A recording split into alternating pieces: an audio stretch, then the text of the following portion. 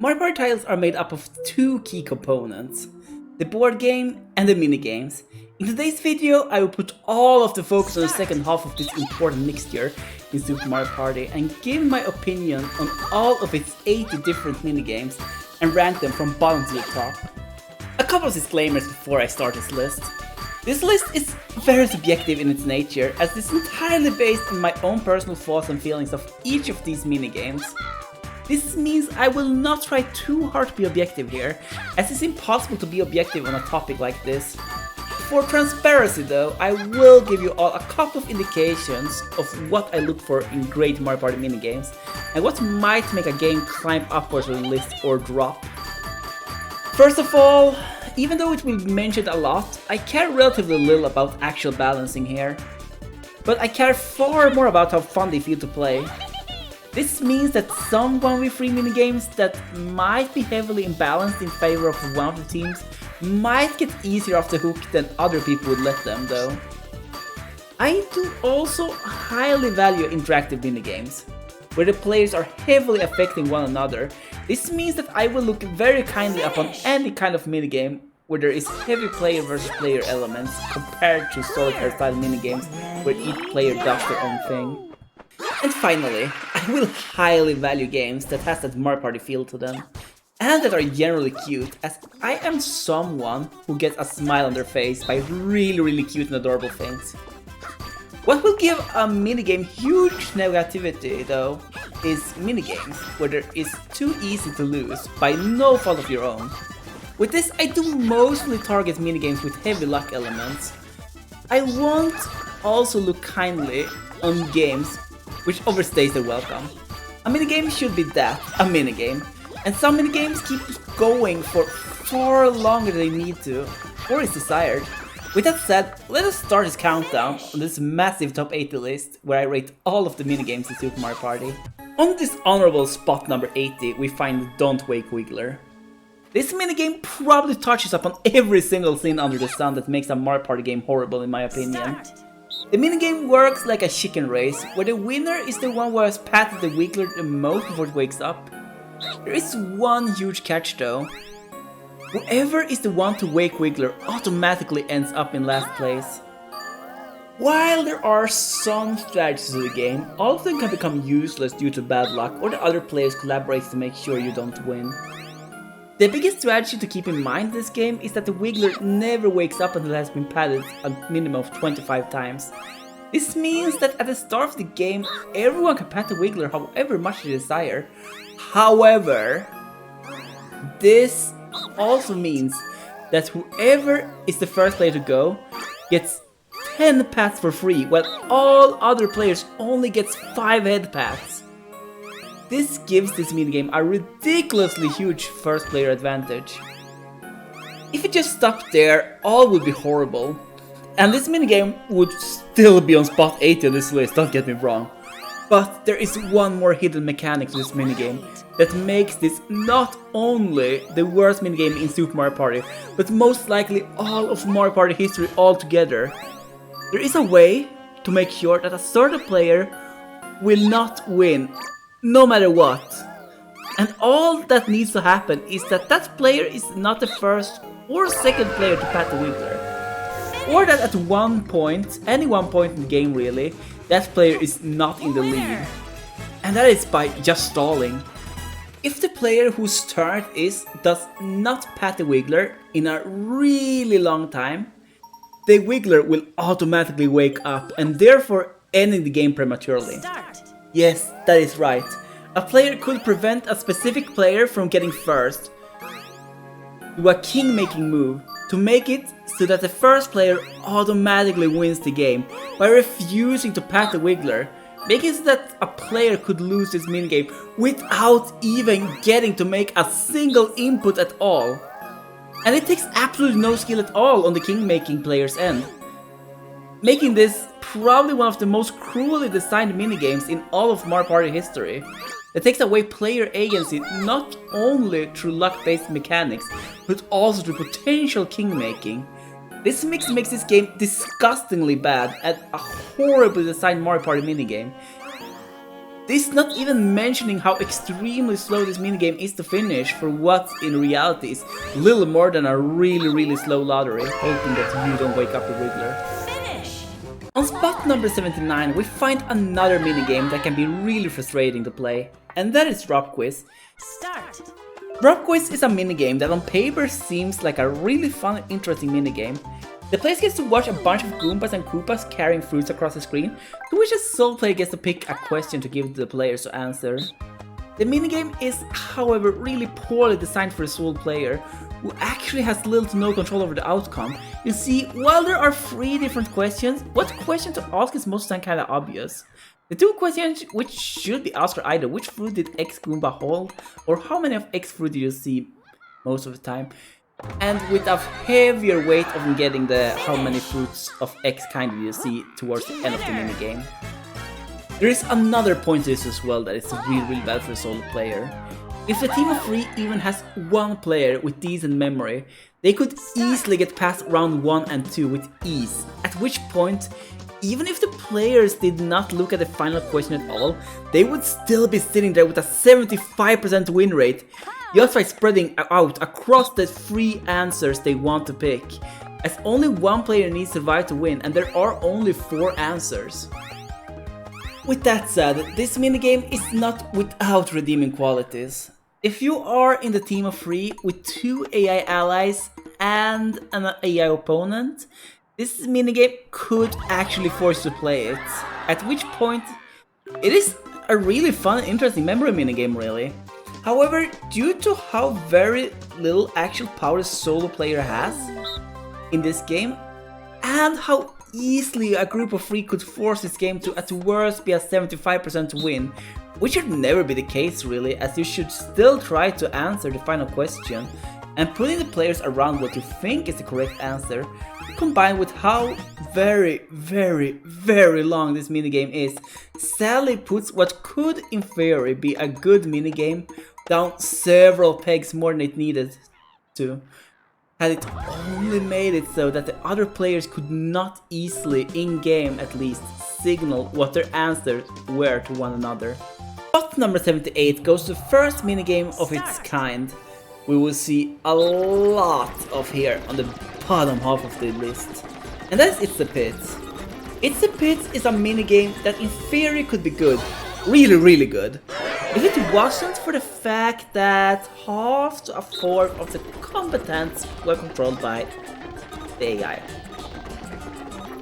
The goal of It's the Pits is to be on team with the most survivors after 2 rounds.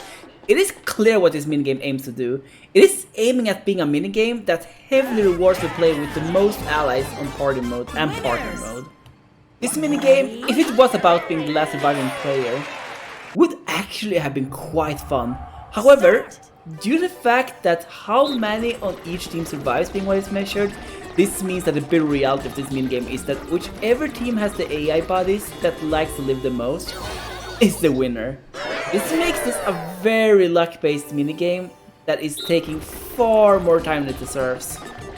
There is some method to the madness though. Surviving the first 2 rounds is relatively easy, and it's quite easy to tell when the wheel is about to stop, to the point that you can easily identify a slice that is very safe to stand on. This means that the 4 characters should be able to survive up until round 3. At that point, what you should do is to try to stand on a slice that ideally, if it is removed, you win, and if it isn't, you also win. This will be done by counting how many characters from each team are standing on each part of the field. Most of the time though, you will find yourself in a situation where you can only stand on one place to make it a 50-50 win. But always be on the lookout for those 1% win spaces. Sadly, sometimes due to how bad the CPU players on your team are, you might end up with the dreaded 0% win rate scenarios, which if the game is free for all is a very sad yet realistic outcome, especially if you play against 3 other players who knows how to spread out properly supported CPU players. On number 77 on the list, we find Rattlin. The goal in this minigame is to be the first to find out which of the enemies is the one passing by behind the sheets, judging only by Nintendo Switch HD Rumble. This minigame is the first, but definitely not the last, that highlights a flaw of many minigames in modern Mario Party games: over-reliance on console gimmicks. A lot of modern Mario Party games are using things like motion controls, or in this case HD Rumble, to try to make a minigame more interesting, when it is actually not making it any more interesting at all, and often detracts from the maybe biggest flaw of this minigame though, is the cruel reality that even if all players knows the answer, only one can be first. And the player who will end up first is often decided by where the marker starts. This makes this minigame, in addition to being a very gimmicky game, a luck-based minigame on top of it. To add further insult to injury, the audio clips the player memorizes is relatively long and the game goes on for 3 rounds, making this one of those minigames that strongly overstays its welcome. Number 76 in this list is Slit Potato, a classic Mario Party minigame ruined by ally mechanics. The goal of this minigame is to be the last team not blown up by the bob-bombs that are thrown around in a circle. While this version of the minigame solves one of the most problematic things about the classic, the fact that the bombs would often fly between the 2 players in the lead, the AI-controlled AIs makes this minigame into an absolute RNG fest. What makes this minigame better than It's the Pits, in my opinion, is that it feels more Mario Party, and that the tension is actually far higher with the bomb exploding and the possibility for weird draws. There is once again some strategy to the madness as well. Before, the goal is once again to be part of the last surviving team, which means that you do not need to survive yourself, and the bomb also has to travel in a circle. This means that you could hold onto your bomb. The person after you can't throw their bomb to you, which can cause the bombs to stock up on one side of the field. That side on the field is filled with your opponent's allies. This means you can blow up between 2 to 4 allies at the expense of just yourself. Beware though, as a player you are far more capable than the AI to throw your bomb quickly in the later round and to properly strategize, making this a very expensive move, unless you in the process can also remove one of the enemy team's player. The fast pace and the general Mario Party feel of this minigame does save it from reaching further down the list, but it's still far too luck dependent to make it into the realm of being a good minigame in my opinion. And even though this version of the minigame removes the constant fight between 2 players in the lead, I do still think I prefer the original from Mario Party 1 over this version of it that has far too many AI-controlled opponents compared to player-controlled ones, which makes this game far too messy to be fun and rewarding to play. On spot number 75 we find Suit Yourself. This is a memory game that's, depending on your teammates' coordination, will either be the hardest or easiest. When this minigame actually gets interesting is when you have 4 players. At that point, it is really important to have a priority system to follow for each player to pick their card. The most common is the card closest to you, but sometimes that can backfire if 2 of the cards containing suits are in the same row, which means that the player who is on that row could pick the card further away. It is really important to have the system set up in advance though, as the cards are not shown for a very long time before they go face down. This does, however, mean that to either this minigame becomes extremely chaotic or so organized to the point that failure is impossible. And once again, like many minigames this far down the list, it goes on for far too long. This minigame did not need to be 4 rounds long to go through each of the 4 suits. It could have easily been reduced to 3 rounds, as the 4th round is usually free anyway. This is a minigame that, like many of the minigames in the 4-player co-op minigame modes, would have been made for an amazing solo player experience, but actually becomes quite as bad as a 4-player minigame. Which is a huge shame, as there are some amazing 4-player co-op minigames further up on the list that better makes use of being co-op games. Number 74 on this list is Baton and On, and which follows suit with Suit Yourself by being a minigame that is far too long and far too easy. This is our first rhythm minigame on the list, and what makes this one stand out as the worst of them is the fact that it is far too easy. The goal here is to follow the tempo of the marching band and stop whenever Toadette stops, and start whenever Toadette starts. On the normal difficulty, this is quite easy, and even on the hard difficulty, it should not pose any bigger troubles at all. I am going to be the first to admit that the movements of this minigame are ridiculously cute, And the way everyone is marching, have their little sticks go up and down, is really calm to look at. However, this does not save this minigame from reaching this low on the list due to how easy it is to get perfect or close to perfect scores at it without too much practice. This is just a simple of a minigame that does not need to go on for far over a minute. With Baton on, we leave the territory of minigames I find extremely boring and enter the realm of minigames that are fine, but nothing to write home about. And then we start with number 73 on the list, which is Lost in the Shuffle. In this game, yes, there is. The primary problem with this minigame is that it is a 4-player all versus all minigame, and only one person is allowed to pick the right total. This means that whoever picks the right total first wins, and this is depending on who starts close to the doll with their marker. This makes what in theory is a fantastic shell game minigame turn into a luck-based minigame, where you pray that the doll close to you is the correct one. In addition to being a luck-based minigame, it does also favor the first left and first right players, as they have one doll which they are alone on being the fastest to reach at. To make this a 4-player minigame in this manner is just such poor game design that could easily be fixed by having the players press a button to pick their doll, and all players could pick the same doll. The redeeming quality of this minigame is that it's a fantastic fun minigame if you are playing against free AI opponents, and that if someone hesitates to lose, this rewards players who are secure in their answer, as a player with doubts will often hesitate to pick. This is still, however, fundamentally another 1-player minigame that was forced into becoming a 4-player minigame. On place 72 of the list, we find Go With Flow. This is a really interesting minigame where the 4 players once again cooperate to try to make 3 balloons pick up as many small balloons as possible on their ascension up to the top of the map by pushing them with the fans that each player has at different layers of the map. This is a really interesting minigame that requires some good cooperation, and that is at the heart of it a really good minigame. The problem though is that due to the nature of the balloons ascending upwards, each player will only be active for a really short period of time each of the game's 3 relatively long rounds, which means that most of the time each player will just sit idle doing nothing, which makes this minigame feel really boring once the 3rd round kicks in and makes the minigame strongly overstay its welcome.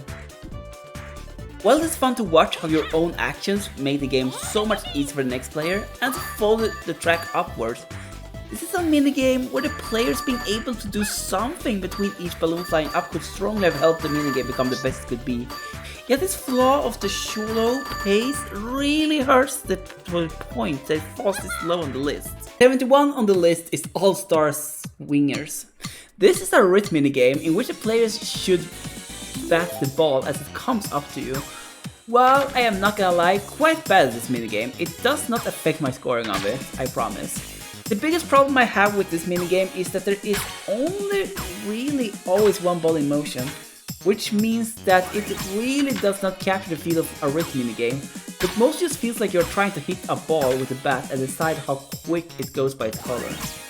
While I do not want to dislike this minigame that much, as I know some people love the baseball aesthetics, it does not sell it for me.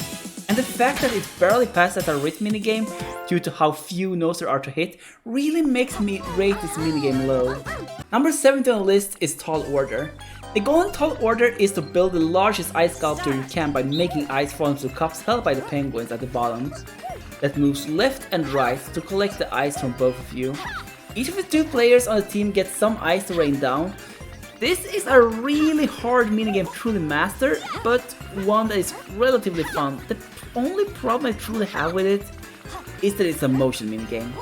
This minigame would have been so much more fun if it didn't require you to do an awkward spinning movement to mow down the snow. I know Nintendo wants to avoid spinning a control stick after the tragedies that affected all of our collective hands back in the 90s. I still from time to time feel the memory of the pain of all of the Mario Party related accidents these minigames caused. However, they could have made a gentle button masher instead. As it is now, it just feels awkward with this on top on an already kind of demanding minigame, where the players have to cooperate completely to make theirs the largest ice sculpture Mushroom Kingdom has ever seen. But really though, this is always a fun minigame that I look forward to play every now and then again.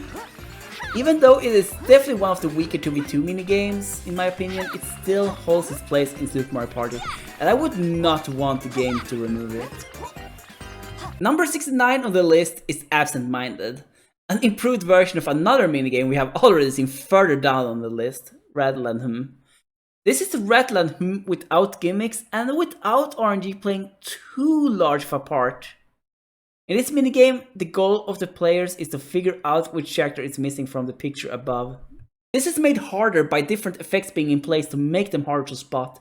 These can range from tearing apart pictures to make them blurry to having them only show one at a time. This makes for a far more action-packed minigame where each player is on the lookout to in real time try to figure out the answer. The fact that everyone in real time tries to find out the answer makes the marker placement matter far less and also makes the game float on so much smoother. This is definitely a fun minigame that feels really fair and interesting from start to finish, and without any weird gimmicks. Look at Absent Mind and Rattle and Hum and comparing them really shows why Nintendo needs to stop putting in gimmicks in their Mario Party minigames to show off their console's controller features, when it does not make any sense, and instead try to make good minigames. On spot number 68, we find the mandatory button masher in Super Mario Party, Pull It Together. I know these minigames are mandatory to the Mario Party experience and that each game has one or two of these, but after all of these years, I still wonder why they keep feeling the need to add these. The problem is that they are interesting once or twice normally, as it's pretty clear after seeing this minigame played out a couple of times who in the friend circle is the best button masher. However, this game adds a little twist that actually makes it a little more interesting, namely allies. I have bashed on many minigames before for adding allies when they are not needed, but here they feel very natural and like they are actually enhancing the minigame by rewarding players in minigames for landing on those ally spaces and grabbing an ally or two. They do also make it so you can use a handicap system in case you are just playing this minigame in the minigame mode so that players can actually compete with one another, even if one person in the group is literally the world champion of button mashing.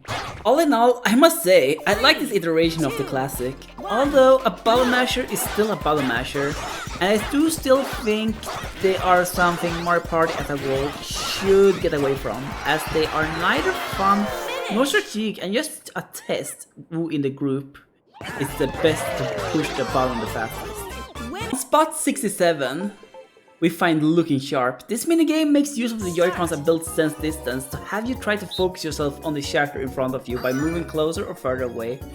This is really a cute little minigame, yet it is really simple. The core strategy here is to quickly use a blurriness on the looking glass to judge if you need to move closer or further away, and how much closer or further away you should move. If you notice one player getting it right, copy them immediately, as this is a free round game where points are counted at the end of each round. There isn't too much else to say about this minigame really, it just is, and it is really cute and always brings a smile to my face. However, I am never looking forward to play it.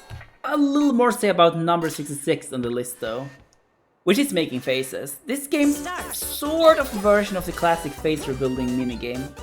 In this game, each team of two tries to recreate the face on the character below by controlling the crane that is going to drop the eyes and mouth onto the character, one of you control up and down and the other left or right. Well, I am, honestly, a much bigger fan of the classic execution of this minigame, not only because it's not a 2v2, but also because it just feels fun to pull at the face to get it right. It is still a relatively fun little minigame.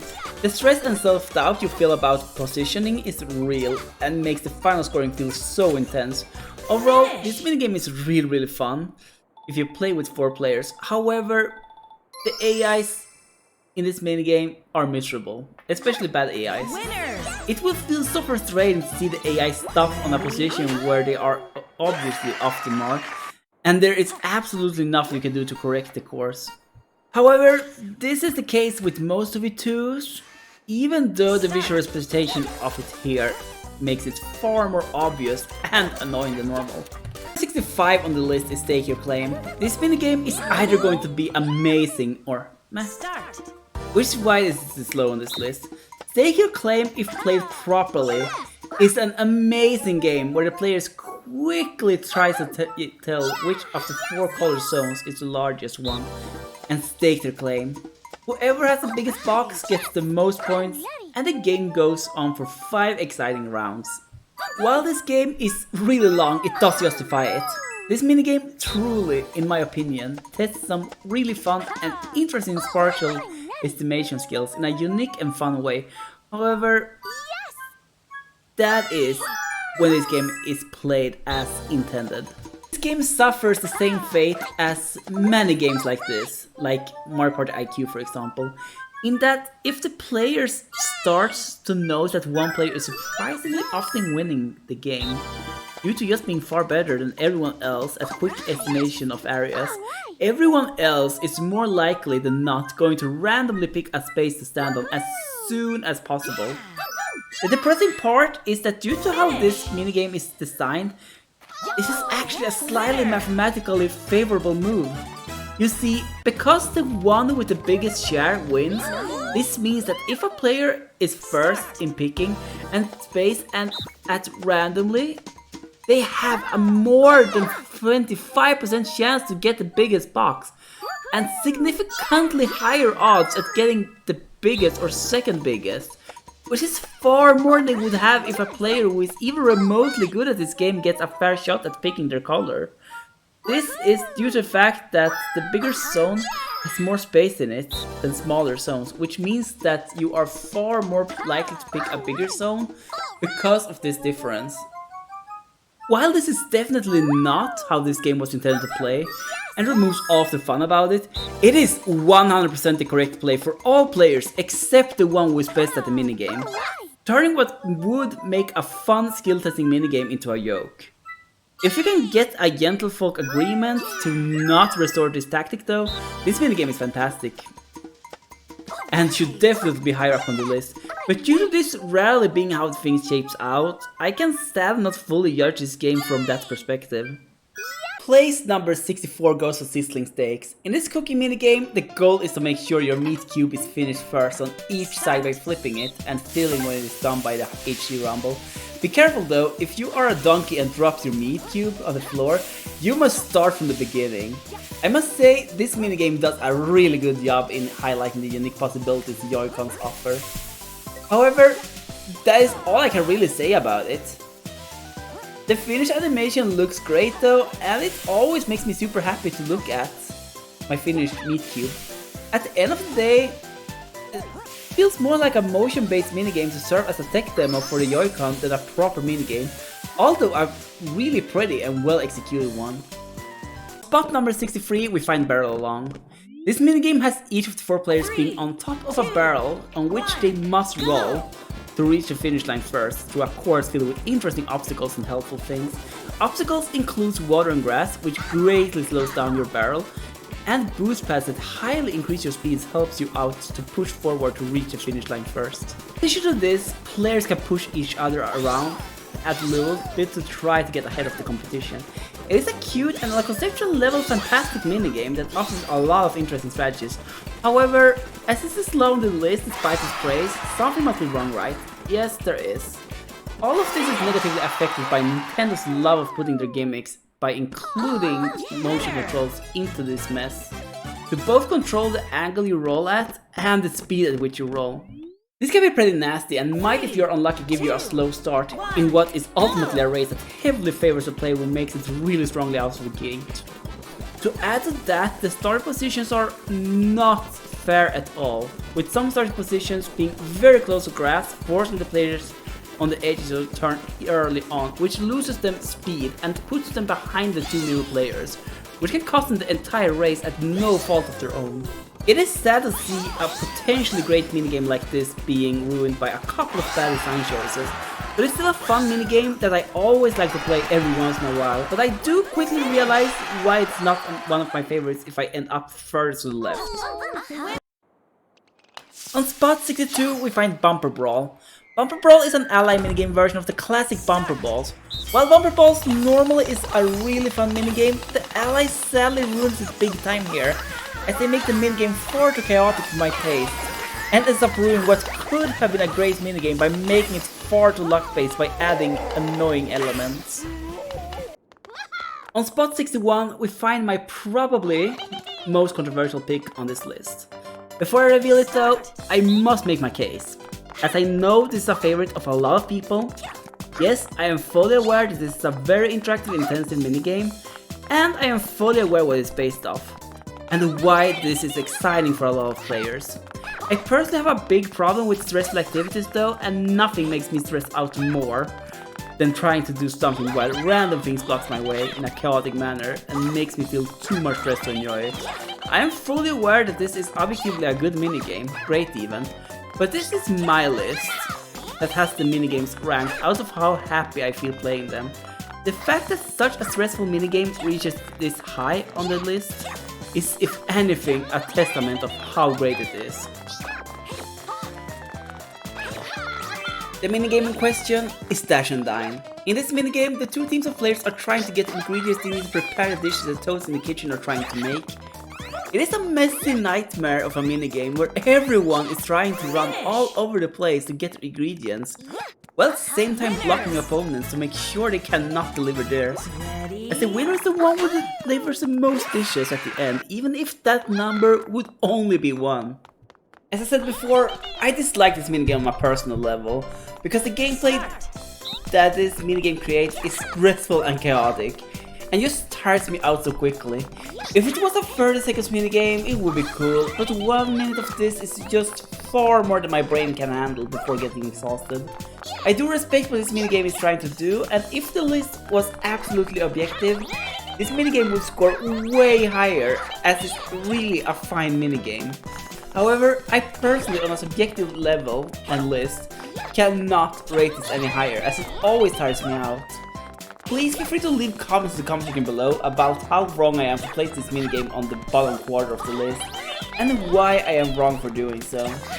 Place number 60, we find Rowboat Uprising.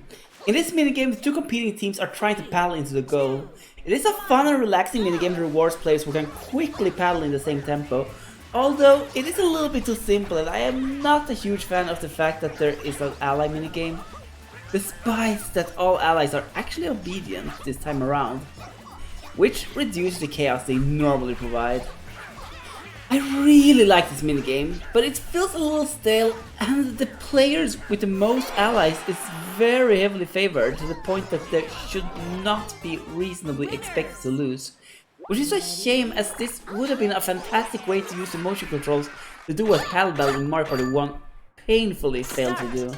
59 on the list is Feeding Frenzy. In this minigame, players are using motion controls to try to throw the balls into the open fish mouth. If they get into the fish that is lit up, they score 3 points instead of 1. A quick and easy minigame where there is very little strategy involved. Besides trying to keep the right tempo up, you always throw your balls as quickly as possible. Another tip here is to follow the castle codex of ABC. Always be casting. There is absolutely no reason to not throw a ball even when no mouth is open, as once they open, whatever ball you have in the air will hit its target. This does, however, add some unwelcome random elements into the game, as if someone always gets the right opening by doing this, they will win, and there is nothing anyone can do about it. Spot 58. We find Senseless Senses, which is Super Mario Party's counting minigame. This is a category of minigames I always want to love and endorse, but that all have the same problem in that every player can see each other's answers. This makes it far too easy for the other 3 players to copy whoever is correct. There is a remedy to this though in this version of the game that will work on most players who don't watch this video.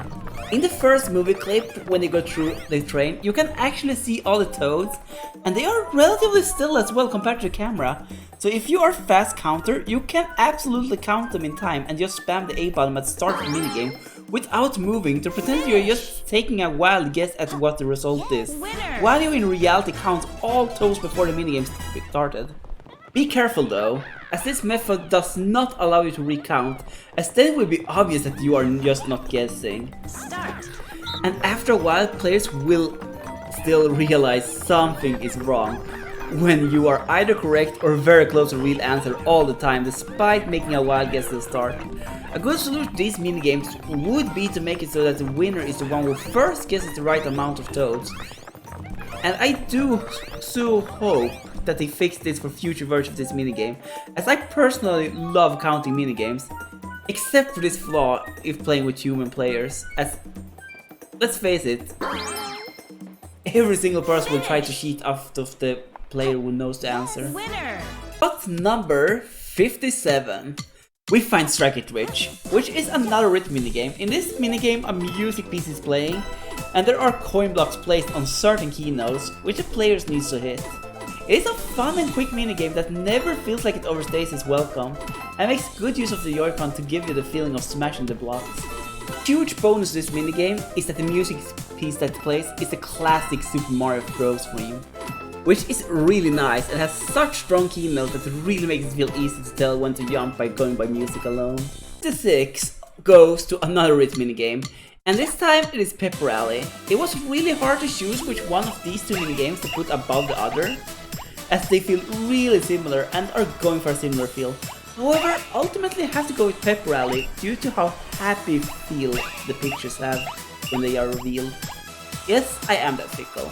In this minigame, everyone is part of a wave on a sports event and are supposed to raise a picture whenever it is their turn. It is fun and the rhythm and motion feels really good and natural in this minigame. It is also a huge bonus that the pictures are extremely cute as well, which to be honest is what made me put this game above Strike It Rich, as otherwise they give very similar feels. On spot number 55, we find the third rhythm minigame in a row. Don't worry, this is the last one for now. This time, it is time to shine. A huge bonus to this minigame is that our boy Waluigi is always in it, unlike in Smash, as he either leads it or he is a player. All memes and jokes aside though, this is quite a fun rhythm minigame in that it has the player follow the pose of Waluigi, which is a fun way to use motion controls to create a good rhythm minigame that feels slightly unique. It is slightly slow though, and the motion controls are too easy to cheat to make this minigame shine as brightly as it could. However, it is still a really solid rhythm minigame that is always fun to play every once in a while, although it could have had a faster pace. On position 54, we find Tricarder.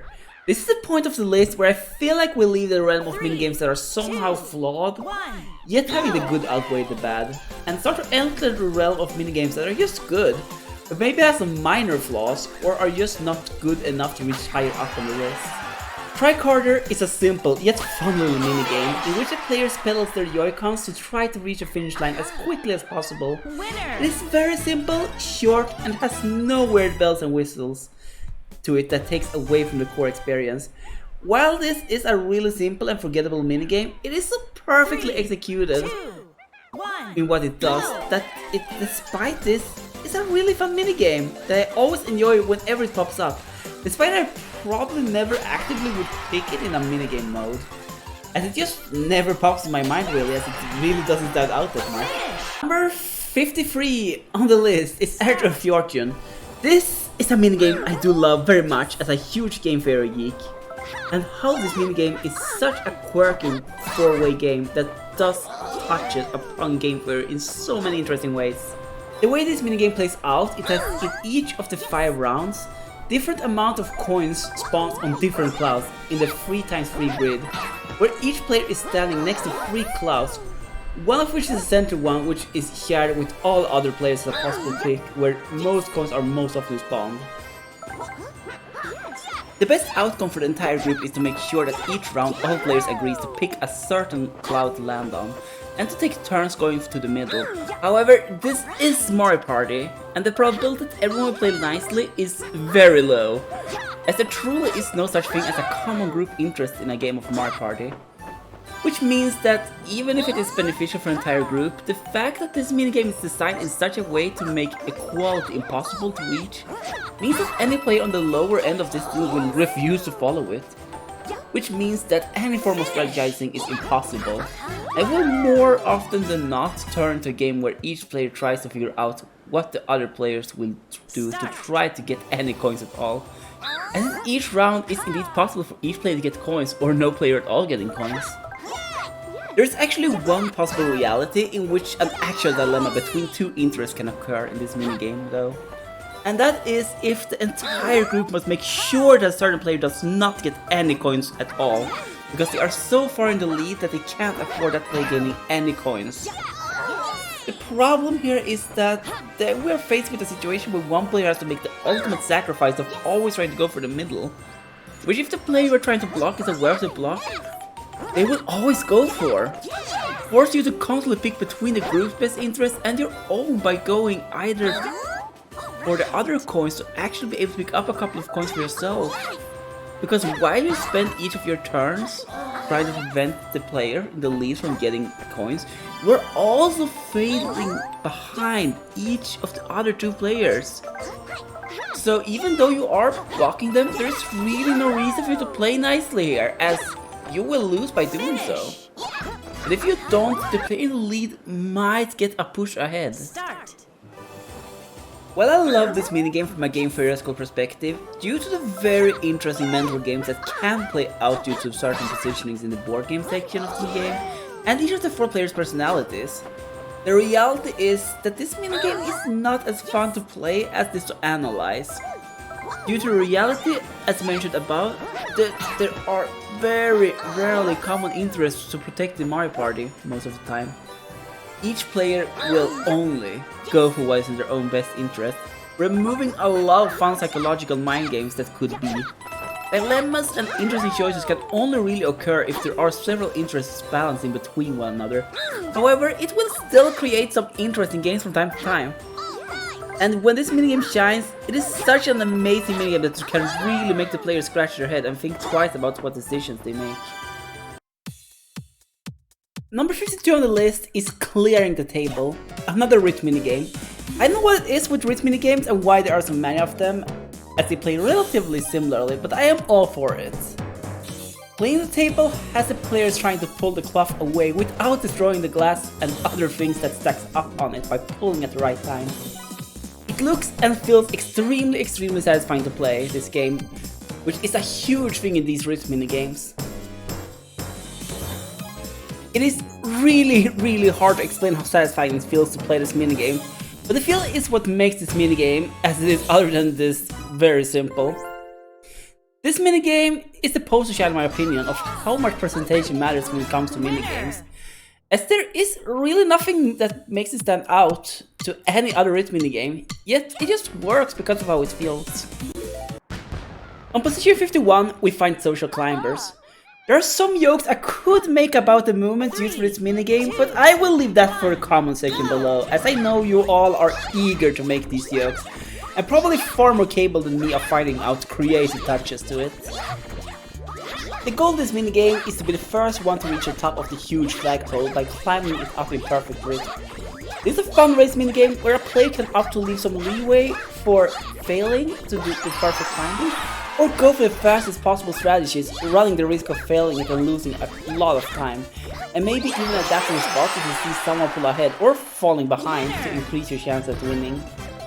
Yet another simple but perfectly executed motion minigame that is enhanced by the motion controls rather than hindered by it. That is a little forgettable, but always fun to play whenever it comes up. We're now entering into the top 50, and we do so with another rhythm minigame, Rhythm and Bruise. Yet another rhythm minigame, and this time the goal is to hit the mountain mole as it rises from the ground. What makes this minigame rise above the risk before it is the fact that there is actually a lot of actual risk going on here, with sequences where there are several key notes to hit in a row at times, which makes this game feel more alive than most of them. Plus that the presentation is amazing and feels like a whack-a-mole game, which is always really fun. This minigame also gets a huge bonus for its very clever name. I see what you did there, localization team. On position 49 we find Looking for Love. The goal of this minigame is to look in the direction of the heart. The first player to find it scores the full score, while each subsequent player gets a little less points. What makes this game work so well is that it's just not the first player who gets there to get the score, yet not everyone gets the same score. I talked about this before on the list, but this is such a good way to handle these kind of minigames, as it does reward players for trying to pick quickly, yet it makes it favorable to actually try to be correct even if you think you might not be the first to get the correct answer. This both avoids constant draws or making it an RNG fest. This makes this minigame work so well at what it is trying to do and makes it a minigame I always look forward to play when I see it on roulette. Number 48 is Map of Glory. Don't worry about the name though, this minigame won't have you perform hard math problems. If it did, it would be far higher up on my list. This minigame is not just misleading in its name, but in its presentation as well. The goal of this minigame is to roll high on your opponent to destroy their castle before they destroy yours. You get an amount of shots at the castle depending on how the roll is. The interesting part though is that this is not decided by the sum of the numbers, but rather product of them. This means that it is better if both players roll in the mid-range than one rolling high and the other low. So why is this minigame this high up despite being decided by a die when I have expressed such a heavy dislike about luck-based minigames earlier? Because the die roll is not random. It is based on timing, that's right, this minigame is all about simple RNG manipulation. Perfect time will give you a 6, and if both of you get 6, you will deal huge damage to the enemy's castle, and the other way is true too. However, here comes an interesting aspect of this minigame in. The die rolls from 1 through 6. This means that if you aim for a 6 and misses it, you might end up getting a 1 instead.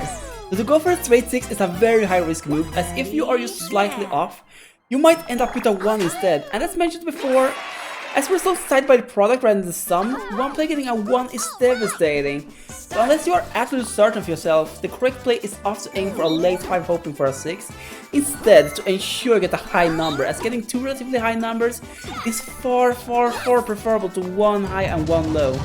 Let's show this by taking the numbers 5 and 6 and compare the possible results if you hit or miss. Let's assume you are as likely to end up on both the numbers before and after the number you target for. Although this will rarely be the case. But for theory's sake. This means that this is what the results will be for the 9 different results if you aim for a 5. 4 times 4, 4 times 5, 4 times 6, 5 times 4, 5 times 5, 5 times 6, 6 times 4, 6 times 5, and 6 times 6. The sum of these numbers are 225 and will net you an average roll of 25. Meanwhile, the 9 rolls if you pick a 6 will be 1 times 1, 1 times 5, 1 times 6, 5 times 1, 5 times 5, 5 times 6, 6 times 1, 6 times 5, and 6 times 6. This gives you a sum of 144 and an average roll of 16. That is a difference of 9 on average, which is more than a third less. So, yeah. Unless you are very sure you can hit what you want pretty consistently, go for the 5 and pray for the 6. If possible, try to aim for a late 5 or an early 6, as you do absolutely not want to roll the 1. All in all, a really fun minigame that tests the player's timing skills and gave me a good excuse to talk about math in a Mario Party video. That is a huge win in my books. On spot number 47, we find Wiped Out, which is another rhythm minigame. This time, the goal is to go up the building and wipe it clean. This is a really interesting rhythm minigame, as it manages to take something that should feel boring and makes it really fun. This is another minigame that really gives fun and rhythmic movements where the players get to follow a rhythm for a little bit to give it a great feeling for a rhythm minigame. And we find another rhythm minigame at place number 46. Don't worry, after this you won't see another rhythm minigame in a while, as there is only one left after this one in the entire list, and it will get way higher up than this. Let us take a moment to reflect on why I put most of the rhythm minigames on the bottom half of the list though. The problem with rhythm minigames, in my opinion, is that they all feel painfully similar, and too many of them have far too few keynotes that the player needs to hit. And those that do often have bad habits of splitting the keynotes between players to create long moments when some players do not get to do anything at all. This minigame kinda does this fault too, but in a way that makes sense. The goal of this minigame is to stab the fruits as they arrive at the right location, which is timed well with the music, and sometimes the players are not given any fruits. But this happens in a beautiful and often predictable pattern, which makes it feel really good most of the time. Sometimes it just doesn't though, and there are long moments where you just have to sit and watch the other players play the minigame, but you know that the game could have just given you some fruits as well to keep the tempo up for all players. This is a problem shared by most of the Rift minigames though, and is what really stops me from reaching higher than the midway point of the list. Number 45 on the list is Trip Navigator. In this minigame, each of the players must navigate a maze to get to the middle as fast as possible. However, instead of walls, there are banana peels, which you slip on if you hit. This means that if a player can try to go for shortcuts, by trying to get through small openings in the banana peel walls, they won't get punished too hard if they fail. If they fail, the only punishment they get is that they slip and the banana peel is gone. The result is that this is a very favorable strategy to go for, to aim for the shortcuts, even if you are not certain you will make it, as even if you fail, you are still likely to save a lot of time going for these shortcuts rather than going for the full intended route. Which is really cool, as it really pushes the players to try to go for interesting strategies rather than just playing it safe, as it's always beneficial to go for these risky strats. On spot 44 we find Block and Load. The goal here is to be the first to destroy your block castle by shooting cannonballs on it. The twist is that this is a 1 vs 3 minigame, where the solo player gets a huge cannon with huge cannonballs, while the free players get to shoot smaller balls, yet can shoot more of them after that they are 3 players who are shooting instead of 1. After much playing of this minigame, it seems relatively even, but likely slightly favoring the solo player, because they do not need the 3 players to coordinate to get the tower down as fast as possible. Slight imbalance is fine in 1v3, though as long as it does not feel like either team is losing all agency. I look at you, Drop Quiz, and always feels like they have a shot at winning. What really helps this minigame feel fun to play through is the satisfaction of destroying the block tower. Especially as the physics are very good and feels kind of natural, making it a very satisfying minigame to play. Number 43 on the list is Nutcases. Out of all the minigames that use the HD Rumble, this is probably the one that by far uses it to the best effect and actually manages to turn it into more than a gimmick, and a really important game mechanic, and really pushes the imagination with what could be done with HD Rumble for different games, and makes me really eager to see what the future Nintendo Switch games might do with it. The goal of this minigame is to, in teams of 2 and 2, collect boxes of nuts and end up with the most nuts. There is a huge catch though: you cannot look inside the boxes. Instead, when someone picks up a box, the character starts to shake it, and you can then feel into your HD Rumble the nuts shaking around, and from that you are supposed to guess how many nuts there are in there. It is a brave minigame to make, as it is very reliant on how good Rumble HD is. But it just works amazingly. It gives the same feeling as you get on Christmas morning, when you go under the Christmas tree and start to feel the presents, and the excitement is going for the entirety of the minigame. I never thought I would love a minigame like this so much, but Nintendo really hit a home run with this one. And it throws such shade at Rattle and for being such a boring game with pretty much the same concept. Minigames like these are what reminds me that the features Nintendo adds to their consoles actually can do great things. And for that, this minigame is definitely one I always look forward to play every once in a while. On position 42, we find Precision Gardening, the love child between Social Climbers and Balloon Burst. In this minigame, the goal is to water a flower by pumping the water. The rhythm changes slightly through the course and can be felt by the HD Rumble, which creates an amazing tactile feel that really makes you feel like you are actually pumping the water and makes you make use of this feeling. It is such a satisfying minigame to play, and to see the flowers bloom when it gets water gives it a super cute and possible feel that always gives minigames that little extra plus in the corner for me.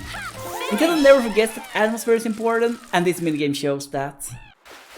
41 on the list is Net Worth, which is a co-op minigame in which the players are trying to get as many fishes as possible by net fishing.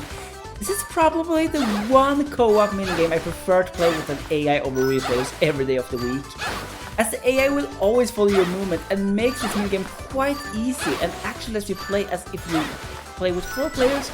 You will usually decide one player to tell everyone when to pull up the net to get synchronization. However, when playing with AI players, or when you are the one calling the pulls, this minigame is really fun and satisfying to me to play, as you pull the fishes into the pool. A huge added bonus in this minigame is that at the end of it, you get to look at the fishes as well. Which is such an adorable little detail that, while it doesn't sound like much, really helps us give this game its own wonderful feel. We are reaching the top half of the list now, and the first minigame to get into this top half of the list is another co-op minigame, Fireplace Race. In this co-op minigame, the players are running around to light up all of the candles to get rid of the bats. However, you must make sure they do not reach you, as if they do, you get pulled right back to the starting position. This is probably one of the more interesting co-op minigames from a strategy perspective, and can force players to rethink on the fly in case someone gets caught. This makes this a very dynamic and interesting minigame that might play out differently each time, and as such, it is a really interesting minigame that I always look forward to play whenever I play people over who are into a more cooperative experience than the traditional cutthroat style of Mario Party. Keeping the good feels up, we are going into a quick and quiet fishing session with number 39 on the list, which is rumble fishing. This is one of those minigames that perfectly times in exactly how long it should be. The goal in this minigame is to find the biggest fish in the ocean and pull it up. And as the name suggests, the rumble tells how large a fish is supposed to be. It is quick and clean and makes good use of both motion controls and the HD rumble to give an amazing fishing experience. If I would have one complaint about this minigame though, it is that whoever is lucky enough to spawn close to the largest fish will very likely win this minigame by default, unless you play with people who are very uncertain about how each of the fish's rumble feels. Although, this is a minor complaint in a minigame that should not take more than 5 to 10 seconds to complete. Going on to spot number 38, which gives us another co-op minigame, in the form of penguin pushers. This minigame is very hit or miss from my experience, as some people love it and others hate it. To me, this minigame definitely falls my good grace. In this minigame, the goal is to herd all of the penguins into the goal, and this is done by traditional herding. It is a fun and satisfying minigame that starts off super exciting, as you'll see these penguins just slide to the finish line. However, as there are fewer and fewer penguins left to create huge block of penguins to keep each other together, it gets harder and harder to get them home. It is a fun and lovely minigame that strongly rewards great cooperation between the players, without giving off the feel that the players are forced to make calls to one another. It hits the exact sweet spot between when a co-op minigame just feels like 4 alone players trying to do the task, and 4 players trying to cooperate to perform a task.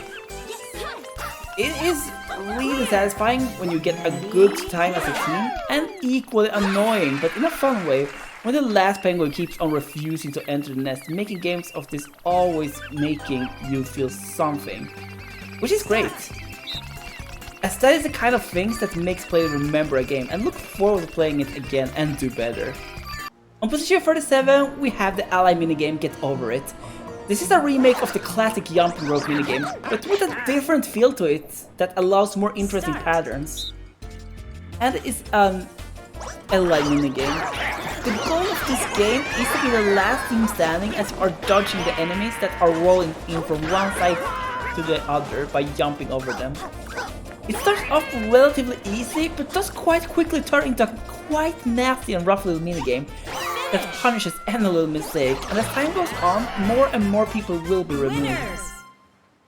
To facilitate this feel, the allies makes perfect sense, as realistically, the fight should be taking place between the players, which means that as that showdown builds up throughout the early and interesting stage of the game, allies are constantly removed, keeping the pace up. While this minigame gives a super slight advantage to play with most allies, the realistic reality is that they just serve as decorations, which makes this one of the most fair ally minigames that still has the allies enhancing the game somehow, which in my opinion is quite a remarkable feat. On spot number 36, we find Dust Buddies, the minigame that matched with a remarkable feat to make cleaning your room a fun and enjoyable activity.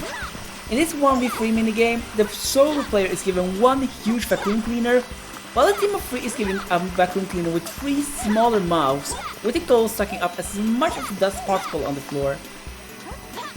The interesting thing in this minigame is how the dynamic between the team of 3 and the 1 player is. While the one player covers far less area normally, the team of 3 has an easy time to miss dust and might have to either go back or live with that the solo player ends up stealing a lot of the dust where they are. Plus that they will likely move far slower due to the need of coordination to move properly. This makes this one of the more interesting 1 vs 3 minigames from a balancing perspective, as most of the time it really gets close to decide the winner, and after a tense minigame, with a lot of action going on. It is very rare that I eagerly vacuum my room, but Super Mario Party really makes me strongly consider it with this minigame. Number 35 on this list is Timing is Money. This is a good minigame, but that brings some huge problems to the party mode. I will judge this minigame solely on how fun it is played, but I feel like I need to point out the huge problem with this minigame in party mode, and that it is a large amount of coins are like to be won in this minigame. And when I say large, I mean large. This is probably the minigame in Mario Party history that has the highest average payoff out of any and all minigames that has ever existed, and creates such an influx of money to the economy that coins stops mattering almost entirely after this minigame has been played once, to the point that the entire game is altered after it. How much money are we talking? Somewhere between 30 and 45 coins per player in a Mario Party game that already has an extremely generous economy. Translated to other Mario Party games currency, this would be between 60 to 90 coins, adding in somewhere between 240 and 360 coins to the economy in one turn. Only a good visit to Game Guy could ever affect the economy as strongly as this game does, and that would only be for one player.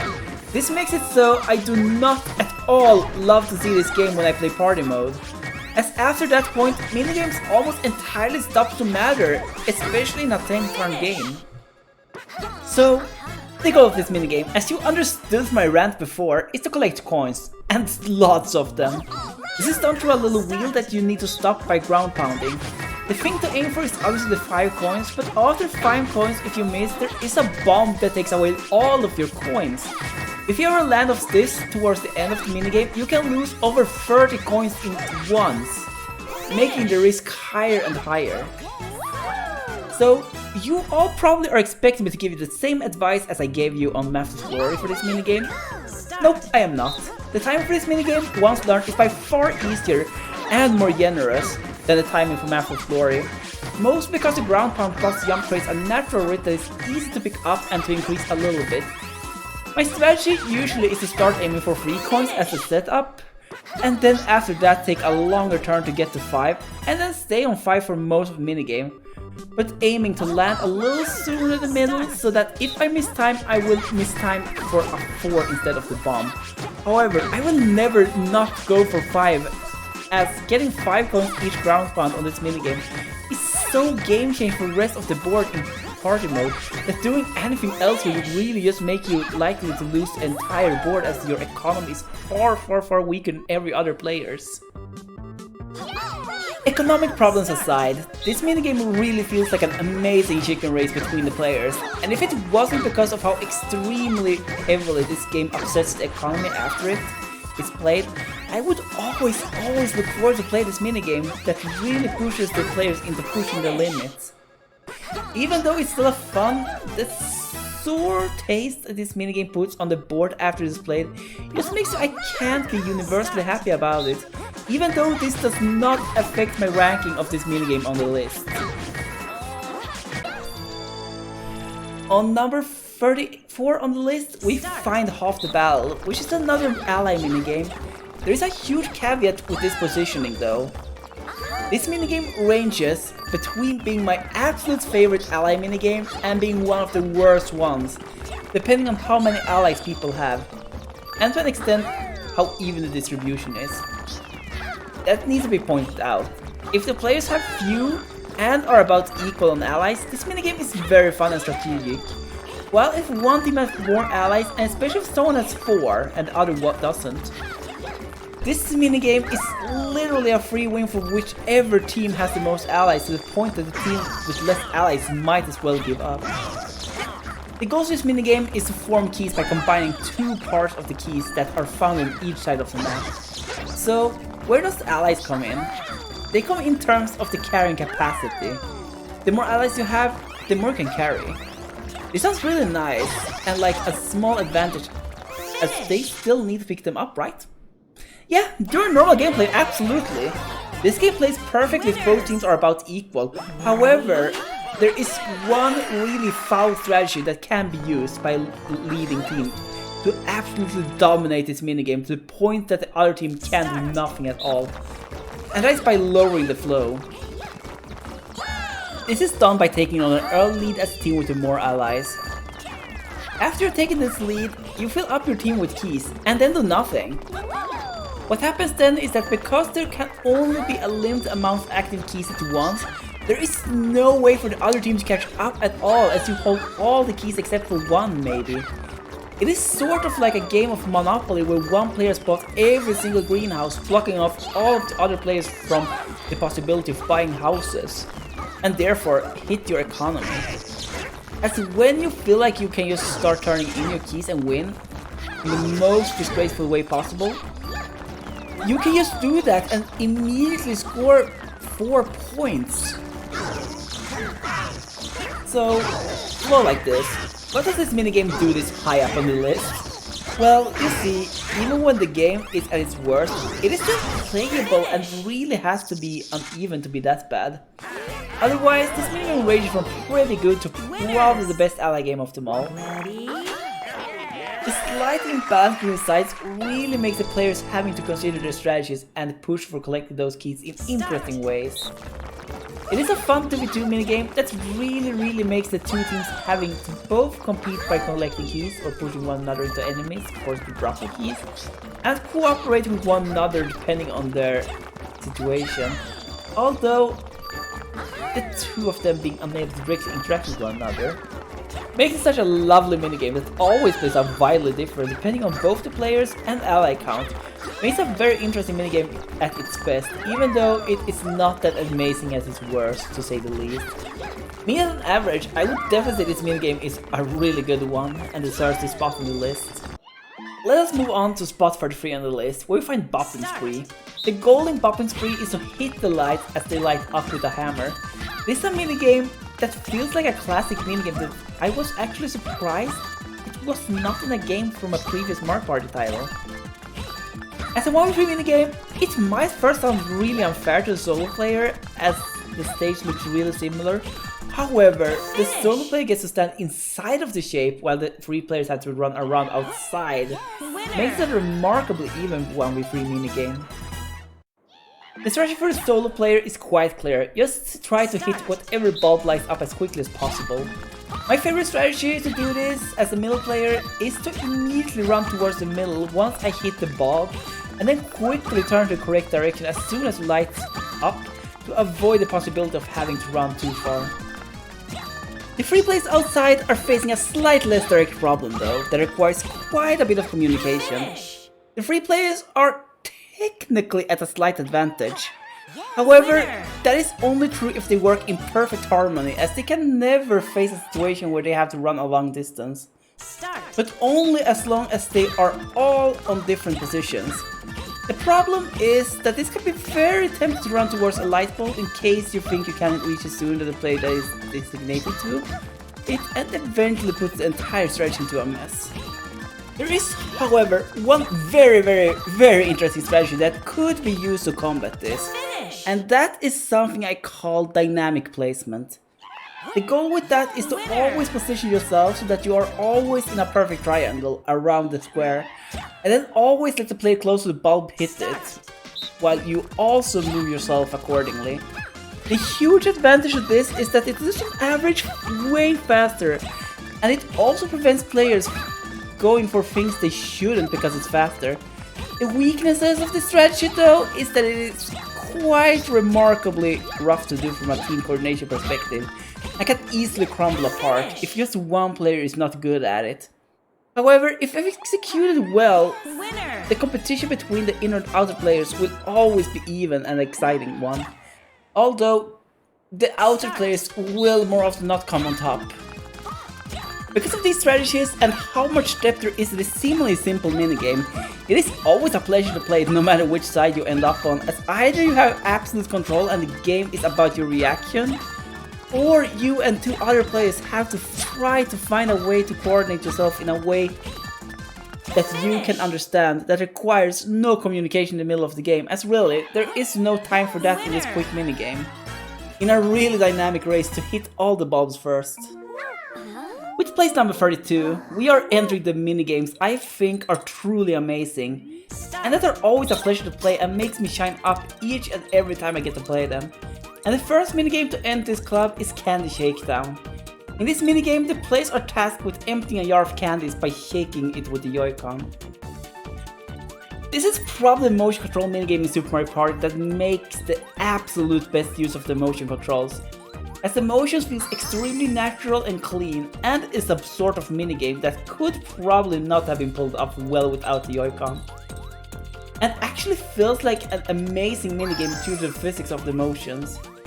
I love these minigames that uses the unique features of Nintendo's controllers in a creative way to enhance the games rather than just to force in a gimmick. It is also such an amazing minigame that always feels like a rush, and rarely plays out the same due to how hard it is to make shaking motions that interacts with physics identical each and every single time. And for that, this minigame is quite amazing. A quick strategy tip for players: it is possible to shake the jar while opening it. Do this! It makes the candies fly around a lot inside the jar, which if done correctly makes most of the candies rain down almost immediately once the jar is opened. On spot 31 we find Water Racket, which has the players competing against one another in a game of badminton with a team of 3 versus 1 sole player. The lone player gets one huge racket though, while the team of 3 each has a smaller one. Out of all 1v3 minigames, this is probably the one I personally wish had a 2v2 mode as well, as it would be amazing to pit 2 equal teams against one another here. The goal of the game is to make sure that as many bombs as possible drops at the opponent's side of the field and to prevent them from dropping on yours. While there are some interesting strategies that can be used, such as waiting as long as possible to hit bombs back to give your opponents a really hard shot to return, what I have found is that normally it is much better, especially as a solo player, to just return as many bombs as possible as quickly as possible, as quantity is better than quality in the case, as this so much harder, especially for the team of 3 to return a large amount of bombs at once. The only problem I find with this minigame is that it feels a little too skewed in favor of the solo player. But this might just be my perception. Other than this, the way this minigame plays out is extremely fun, especially against 2 highly skilled teams, where the bombs can fly all over the place and create very active minigame, where the players have to care a lot about the positioning. This is one of those minigames that just works out so well because of how well they scale on the player and how much direct player interaction there is and how rewarding it all feels when the bombs finally hit your opponent's side of the field. On spot number 30 we find a really weird yet fun minigame, and that is Use Box. In this minigame, the teams of 2 are trying to box in the fruit patterns displayed on the picture. This is one of those genius minigames that I feel surprised that it hasn't existed before. The gameplay is simple, clean, and cooperation heavy. They all also solved many of the rougher problems a minigame like this could give by actually making it so that there is more than one solution. And they do actually care about putting these relatively on the opposite end of the table to each other to prevent a ridiculous advantage from one side for a very well balanced experience most of the time. A job well done, in other words. A really simple minigame, but that has a lot of polish put into it to ensure that it works as well as possible. And to perfect it. It is just a clean and fun Mario Party experience, and it's a minigame I hope to see more of in the future. On spot 29, we continue with 2v2 minigames for a little bit longer, and this time the game is pie hard. The puns are so good in Mario Party, but this is probably my favorite one out of all of them. However, I am rating the minigames, not the puns, and this minigame does also deliver strongly in the gameplay department as well, thankfully. In this minigame, 2 teams of 2 are having a food war against each other using lovely delicious pies. And the goal is to hit your opponent and avoid getting hit yourself. This is such a lovely and dynamic minigame that just takes a simple concept and perfects it. Everything from the throwing distance to the distance from the middle line to the stack of pies is flawlessly measured to create the most dynamic and action-packed minigame possible. The aiming feels spot on, and I never felt cheated when I miss with a pie due to the controls. This is simply a fun, exciting 2v2 minigame, where the 2 players really can strategize with one another and has to adapt quickly on the spot with what their opponent does. But it never reached the point where it becomes exhausting. A huge bonus that really adds to the personality of this minigame is that the frosting of the pie sticks on players after they get hit. So it's visible for the rest of the game where and how often each player was hit. It is such a small yet lovely details that adds so much, yet would have been so easy to miss to add in. I know I have said this many times already, and I will say it many more times in this list, but I just love it when they put this much care into these small details. Number 28 on the list is Sign, Steal, Deliver. In this 1v3 minigame, the players are delivering packages to their delivery car. The one who gets the most wins. As always, there is a catch for a team of 3, and that is that while they have to go and grab them by foot, the solo player gets access to a drone. The player with a drone, thanks to this, has a lot more mobility than the team of 3. And during the early stage of the game, where there are few packages to get, the solo player will most likely dominate, especially as the drone can also steal packages from players. However, towards the late game, when there are more packages, the carrying capacity of the team of 3, with 3 players who can each carry 2 packages each, compared to the solo player who can only pick one up at a time, usually gets them a chance to catch up to the solo player who took the lead at the start. This is a really interesting dynamic to have different stages of the game where each side pulls ahead, and actually makes the game surprisingly balanced, assuming the team of 3 is cooperating and not trying to go for the same packages. Communication will as usual be key for the team of 3, while the solo player just has to play at their very best to keep up with good teamwork. This makes this a truly interesting minigame where every second until the end truly counts and feels exciting, which in my opinion is a mark of a truly great Mario Party minigame. On position 27 of this list, we find another minigame where every second of the minigame matters, and that is Follow the Money. In this minigame, the goal is to pick up as much money as possible on the road from start to finish. In difference to most minigames of this nature, however, there is actually no reward for being the first across the finish line, but the goal itself is to collect the money. This means that pulling ahead is not exactly a viable strategy, especially when we take into account that sometimes there spawns a lot of coins towards the back end of the stage.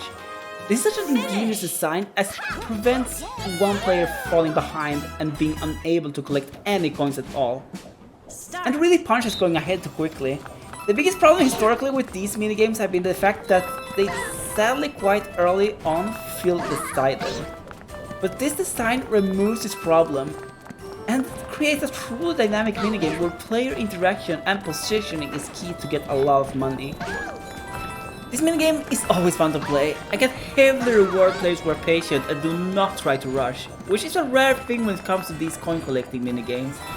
And it feels like such a fresh gust of air to a genre of minigame that often have the players actually avoid the coins as they would slow them down. Lovely design. On spot 26, we go home on the rank. In this co-op minigame, the goal is to hit the Pokies with the trusty boomerangs. The team is given 1 point for each part of its body removed, and 4 for hitting the head. The design of this minigame strongly rewards coordinating with the players to make sure to take down specific Pokies. There is also a very interesting thing to also keep in mind with the timing in this minigame, and that is that a boomerang returns, and you can hit Pokies on the return as well. This means that it is vital to gain high scores to make sure you hit the pokies on both the throw and the return, and makes what seems like an easy minigame a little bit deeper.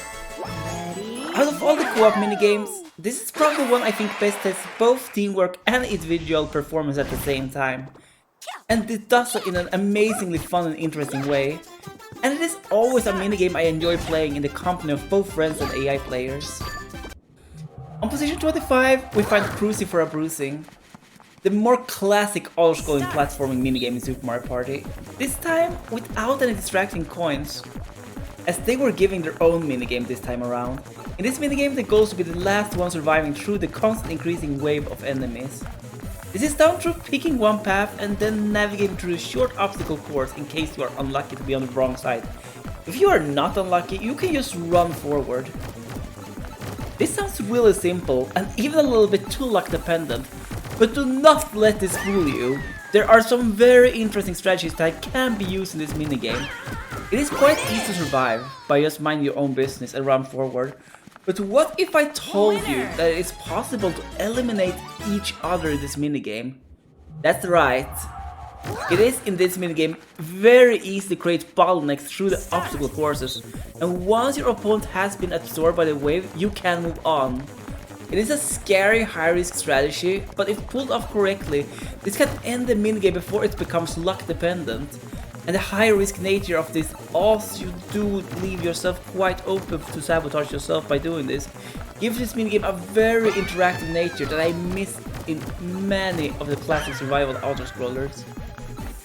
This makes what on paper looks like a really dull and slow minigame into something that is actually quite intense, interactive, and cutthroat in the best possible Mario Party spirit.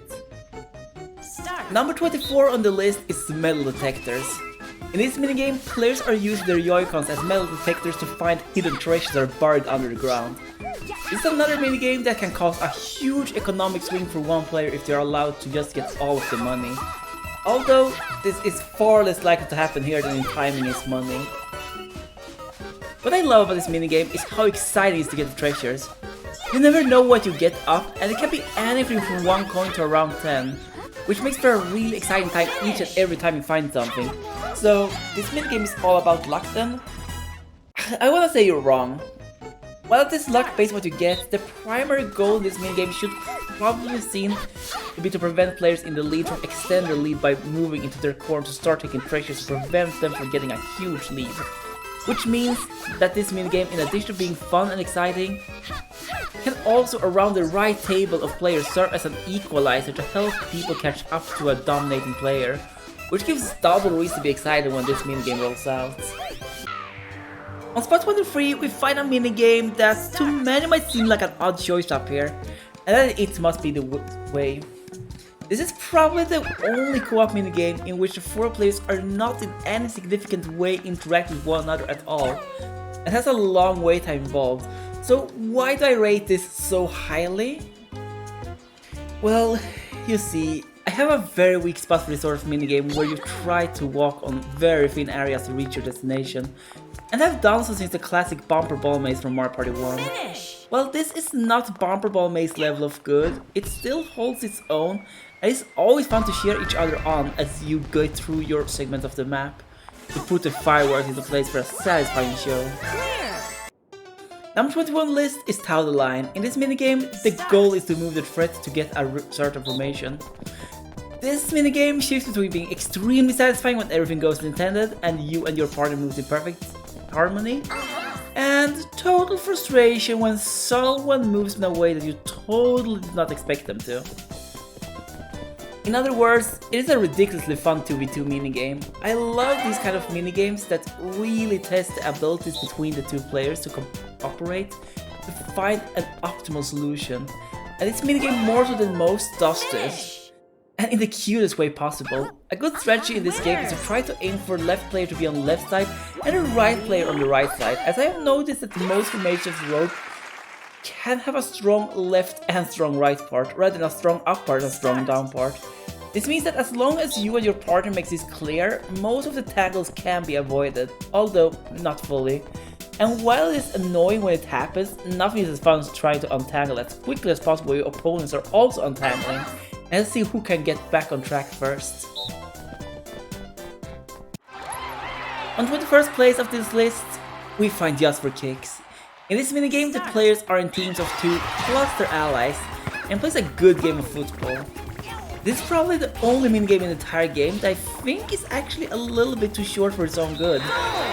And I would have gladly seen the time of this minigame takes being doubled to get a really good game going. Although the time you get is really action-packed and exciting. There is, however, one minor flaw with this minigame that I feel like they could have improved upon to make it even better. This minigame would have been so much better if the player whose allies holds the ball got control of that character. This very annoying to the AI players run around in circles with the ball, not knowing what to do. At the end of the day though, that is a very minor complaint in a minigame that's really good teamwork and player interaction in the first room, in an amazing way to create a minigame that always feels exciting to play. We are now entering the top quarter of the list, and we do so with sort of fun. Once again, this is my list, and this is highly subjective, and I love organizing things. I do understand this minigame is a little slow for most, and can leave players with long stages where they do not get to do anything, but I just find storing the balls into the right place to be such a satisfying and calming activity. The way it forces total cooperation to get those high scores and strongly rewards players for quickly getting into position is fun. Although, as I said, this minigame is mainly high on this list because it is my subjective list and I love sorting things. On spot number 19, far above all other minigames of its kind, we find Fiddler on the Hoof. This minigame is the combination of all the good things all the other rhythm games did, combined into one really amazing rhythm minigame. It has a perform a motion that is really good, natural and impactful. It has a fast-paced rhythm sections that force you to act quickly, and most importantly, it never arbitrarily stops to give you key notes to press to give you opponents their go. What can I say? It is a flawless rhythm minigame. The fact that everyone are riding cute little horses is just a cherry on top of the flawless rhythm minigame. It just hits the perfect sweet spots that none of the others truly could. There isn't more or less to it than that. It just makes me really wish the other rhythm games followed suit with this one, as this minigame shows that Nintendo knows how to make this fun and exciting. And yet, they put in things like baton and on, and that makes me a little upset. Number 18 on this list is Delicious Snack Attack. In this minigame, players go around and collect popcorns that are popping out of the popcorn volcano on the background. And oh my, is this minigame fun. The player sees where the popcorns are about to fall by their shadows. But they need to be careful, as sometimes rocks falls down as well. And if you get hit by them, they will remove about half your collected popcorns. Yikes. This minigame feels an awful lot like a classic hammer drop, yet I much prefer the execution here. The attention to detail in how your mountain of popcorns keeps filling up is exciting to watch, and really makes you want to keep going around and grabbing popcorns even when you are all but certain you will win. In addition to this, the added punishment by being hit by the rocks gives a huge strategic possibilities in this minigame. See a player was about to take it home, try to force him under a rock. It is also really balancing the fact that players who are doing well get dips on the popcorns, but also making them more easily targeted for the falling rocks as they get less time to react to them. This minigame is so ridiculously fun thanks to its balancing and attention to detail that really keeps pushing this minigame forward, making one of the best minigames in its genre throughout Mario Party history, which is no small feat as this is a classic style of minigame. On spot number 17 we find Lightning Round, and oh my, it's the Lightning Round! This fast-paced minigame, players run around trying to collect coins while avoiding lightning that is lowered across the stage. One fun little trivia that is super useful: at the start of the minigame, the enemy on top of the funnel close stomps with each of its legs once. This signals what the leg will mean throughout the minigame for how the lightning will come out. This is really useful to not be shocked when the lightning hits you, despite you thinking you were safe. This kind of minigame is a favorite of mine. Quick, action-packed minigames that are done quickly. It has so much excitement in them and options for players to interact with the game. And this minigame takes us to 11 and it's just 15 seconds long. However, these 15 seconds are plenty enough to fill in with exciting minigames, where a lot of coins can be earned by fast and clever players. Number 6 on this list continues with another short minigame with minor setback. In this co-op minigame, players try to carry the crystals all the way to the finish line. The catch is that they are each holding one edge of the platform, and therefore has to move in harmony. What makes me really love this minigame is that it plays totally different to play solo compared to when you play with actual players. If you play with AI allies, they will definitely follow you as you go, while real players are going to have to coordinate a little more. Obstacle course is also really neat with moving piranha plants, making this level feel far more dynamic and fun. On spot number 15 of the list, we find Fruit Forecast. This minigame is simple. Collect as many fruits as you can. On each side there is a top player and a bottom player from different teams. If you're a top player, try to pick as many fruits as possible. And if you're the bottom player, aim at collecting any fruits the top player misses. Really simple gameplay. What makes me really love this minigame is that despite being so simple, it is yet so very fun. To walk around on the bottom, collecting the fruits, it might sound like it will be boring, but due to how many fruit constantly drops, the top player can actually not realistically pick up even nearly all of the fruits, which leaves a lot of fruits for the bottom player to get as well.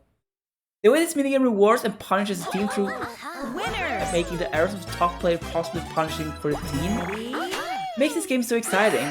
As a top player, you are doing your absolute best to prevent fruits from falling.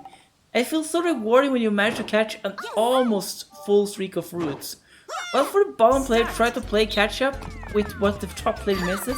Create something that feels really dynamic and exciting to play. We are now reaching our final co-op minigame, on spot number 14, where we have Fetch Quest. A fitting yet unfitting name for this lovely little minigame. While Fetch Quests are normally seen as extremely boring and unexciting, this name still fits, as in this minigame, players are trying to fetch crystal keys, scramble across in a maze as quickly as possible. Player coordination is key to quickly collect the keys. What I do love about this minigame is there are so many ways to go about it. You can either focus on having one player give keys to another player at the halfway point to reduce movement as much as possible, or players could split up. However, there is one mechanic that has no compromise, and that is a switch that needs to remain pressed for the players to get the keys that are stuck behind the gate, that only opens as long as someone stands there. There is so much strategy and coordination to have for the team here, which makes this a truly entertaining and interesting minigame. It feels exciting to play each and every time you play it. Although I do wish there were more different kinds of mazes with more interesting mechanics. If that was the case, this minigame could have absolutely made even further up on the list. On spot number 13, we have a perfect fit. In this 2v2 minigame, the players are trying to connect each part of their box to one another. This minigame perfectly makes use of the Joy-Con's motion controls and the exciting, frustrating nature of 2v2 minigames. They get the best of both Candy Shakedown and Toddler Lines to create a minigame that is so ridiculously fun and exciting. What I love the most about this minigame is how quickly the two of you need to get onto the same page, and how it can easily give the feel of "no, you first" that you have when you meet someone and you try to walk to the side so they can go on. But then they in turn does the same thing, and it results in the two of you walking back and forth like that. It's such a fun thing when it happens, and this is probably by far the minigame that is the most prone to causing these things to happen. For spot number 12, we enter the realm of minigames I do consider to be future classics. These are minigames I do think I will look fondly back upon as classics of Mario Party. And the first one to enter this list is Dropshot. Dropshot hits that perfect 1v3 vibe where the solo player is out to eliminate the 3 players with the balance and how quick and strategic this game feels. The goal for 3 players is to revive the 1 player shooting bombs at them. This is easiest done as expected by initially scattering and hoping the player does not hit any of you. If playing against the AI, a way I have found that certainly wins the game is by going in an 8 formation, as that will manipulate the AI to miss you. However, Against a real player, it is a little trickier. Keep track of where the marker is when they shoot the bomb rather than where it is at all time. They can only shoot bombs when they are in front of them. Start. As a solo player, try to force the players together and into corners, and it will be far harder for them to dodge in the corners. This can easiest be done by hunting them with a marker and hope they move as you desire. This minigame feels remarkably well balanced given its premise, and it's always fun minigame to play, although I do feel like the team of 3 has a slight advantage, as it's so easy for them to scatter even if the solo player tries to bond them together. And if all 3 players in the team of 3 are good at surviving this minigame, the solo player would have a hard time hitting them all before time is over. Number 11 on the list is very similar to number 12, and it is Off the Chain. As I think you have realized, I love 1v3 minigames with strong interactive PvP elements. In this minigame, instead of shooting bombs at the team of 3, the solo player is riding a gigantic chain jump to try to dash into the players. Once again, the goal for a team of 3 is to try to spread out widely across the field to avoid multiple defeats in one hit, as only one player needs to survive to win. For a solo player, the strategy here is quite interesting. I have found the best thing to do is to stay close to the corners at most times. This is because if you can get a player there and they will try to go in the corners, it will be so much harder for them to avoid you, as you can more often easily change direction and track them. With that said, if you are the single player left, try to stay as far away from the chain shop as possible to get as much reaction time as possible. And always try to move through the middle to get away to avoid the sides of the field while the chain shop is close to you, as it is really easy for a solo player to lock you in with them then. What makes me prefer this minigame over drop shot is quite simple. It is because the balancing feels better and all 4 players are always active and have to be alert. In drop shot, it is quite common that 2 of the 3 players can just chill out in the corner while the solo player is hunting one of the other players, which causes inactivity that simply does not exist in this game due to how much higher the pace is. Winner. Moving on to the list, into the top 10, where the first entry is Sphere Moongers. Start. In this minigame, players try to get as many marbles as possible into their goal by using magnets to pull them in. This is such a fun, competitive all-for-all minigame, as it does really create some interesting interactions based on current standings on board and current score in the minigame. There are some good strategic choices to be had if it is better to aim to try to get as many marbles as possible, or play a little more aggressively and try to steal marbles from a threat on their way back to the goal. It's honestly very interesting how these simple minigames often are the ones with the most steps to them in how to play. This is always a minigame I look forward to play whenever I see it pop up on the roulette. We continue to count down to number 9 of this list, where we find Paparazzi. This minigame is the poster child of that presentation is king. In this minigame, the goal is to be the one close to photograph whenever the camera goes off to get as many points as possible as a model. And to do this, you have to push away the other players and get ahead yourself during the short rounds. This sounds real simple, and it is, yet it is fun, but most importantly, the presentation is on top. After each turn you get to see the photo taken as you get the points, and honestly, the possibility to pose cutely for the photos is like half of the honor of this minigame, as sometimes really fun and interesting photos are immortalized by the photographers. If it wasn't for this minigame probably would not have made it to the top 10, but sometimes presentation gives that little extra that makes a minigame stand out more and put a smile on your face. And that is truly the case here, as it's always exciting to see how the photos turns out. Finish. And thus make this minigame that normally would fall into the realm of being slightly too long, feel just right instead. On spot number 8 we find Hammer and Sick'em. In this minigame, the goal is to hit each other's balloons and to avoid getting hit yourself, while also avoiding each other's allies who are also running around and trying to hit you. This is one of very few minigames that I feel makes perfect use of the AI allies as the core part of the minigame, while still not making the minigame feel like a luck-based deal. The fact that players are the only ones that can be eliminated is huge for this minigame, as that means a bad player is very unlikely to win just because their allies did a great play for them. And likewise, a good player can't really lose because their allies allow themselves to be cannon fodder. Ready? Yeah! The length of this minigame is also genius and makes this a really short and fun minigame that is filled with action from start to finish. The only slight drawback here is, in my opinion, that each player only has one hit and then they are out.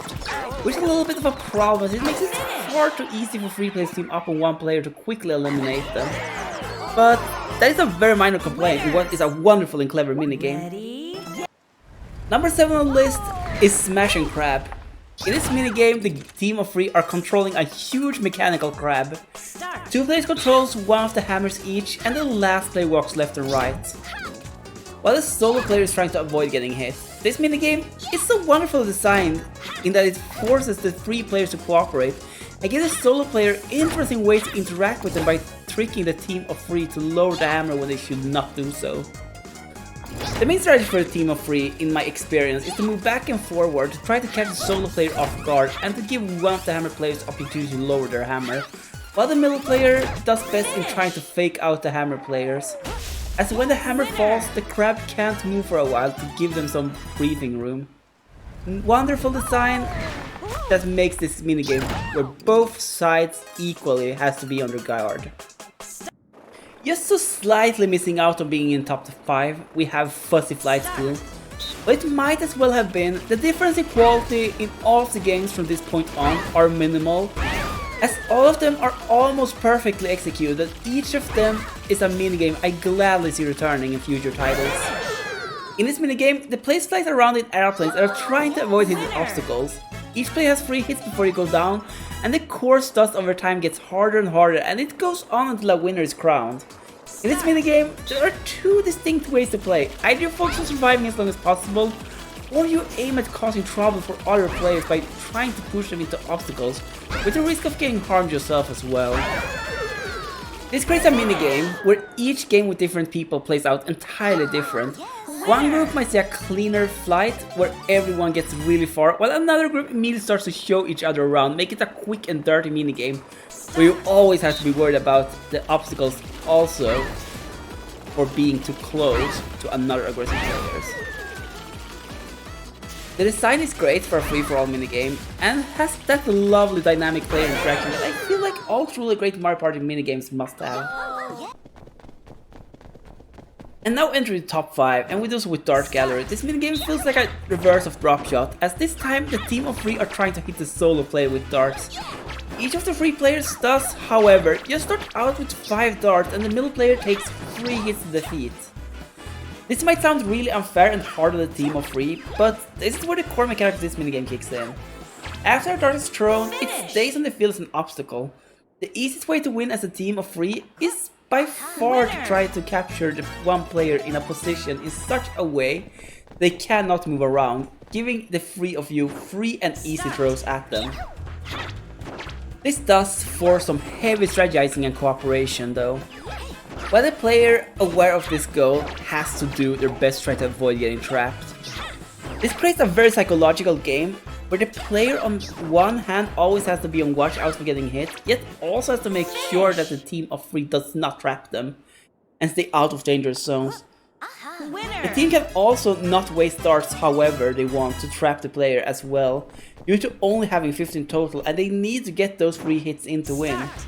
It quickly becomes a really interesting game where the solo player desperately is on the lookout for an escape to open areas where the group of 3 tries to cut them off and hit them. And that creates a very interactive and fun experience for everyone that is really unique and hard to replicate. On spot number 4, we find a very simple yet entertaining minigame in Can't Take Pancake. The goal in this minigame is simple: get as many pancakes as possible. Yes, it is simple, but it is oh so fun, especially to try to time in when you can go for uncovering the star pancakes that give 3 points to be able to still get them and not your opponents. There isn't too much more to say about this simple minigame, but that the way in which players interact by trying to take pancakes others might be going for creates a very fun minigame that feels really aggressive, even though it most likely isn't. as at the end of the day, the two of you are going for the same thing, and you might step on each other's toes. And while it might not be personal, it does definitely feel personal when you are going for a pancake only to have another player snatch it right in front of your eyes. The bronze medal winner is Trained in Pain. In Trained in Pain, the goal is to push out each other's trains with the help of the boxing gloves on the tip of your train. This is done by first slowly removing the cards one by one and finally getting a clean hit behind their locomotive. The amount of cards are decided by how many allies each player has, which means that the allies are playing a quite significant role here. I have to say, out of all ally minigames, this is the one I feel gives out the most fair advantage to the player with the most allies without making the minigame all about the allies. Having those easy to hit extra lives makes a slight difference, but it might be a difference needed to make sure you come out ahead. It is a really fun and action-packed minigame where anything can and will happen. Trained in Pain is a textbook example of how to use ally advantage in minigames to encourage correcting them on board, while not making it so that player skill all of a sudden stops to matter entirely. Wonderfully executed minigame in my opinion.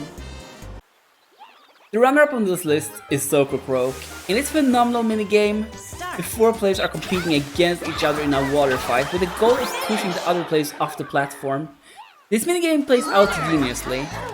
It feels like a mix-up between water fights and King of the Hill in the most wonderfully hilarious way. What really makes this game shine though is the fact that you sometimes have to reload after you have shot a lot of water, which leaves you very easy and vulnerable to hit. This means that while it's tempting, the right choice isn't always to shoot first, but to dodge and hope you get the choice to push someone off later. The design is so wonderful and really encourages interesting choices and interactions, in a way that a minigame like Bumper Balls tries to but sadly failed with due to how easily equilibriums occurred in that minigame that would inevitably lead to draws, which would benefit no one. In this minigame, due to the range of water guns, every player can always interact with each other, which creates a really dynamic and active experience where the players always have to be on lookout for one another. It is fun, quick, and yet packs so much action. It is hard to see how any minigame can top it, and yet there is one minigame that manages to dethrone Soccer Croak, so let us get to that one. Our gold medal winner, and the in my opinion best minigame in Super Mario Party, is Gridiron Gauntlet. This minigame, in my opinion, takes the best elements of what makes a Mario Party minigame good and pushes it to 11. It has plenty of player interaction, minigame mechanics that quickly gets harder and harder to avoid, and it's quick and encourages trying to quickly eliminate one another.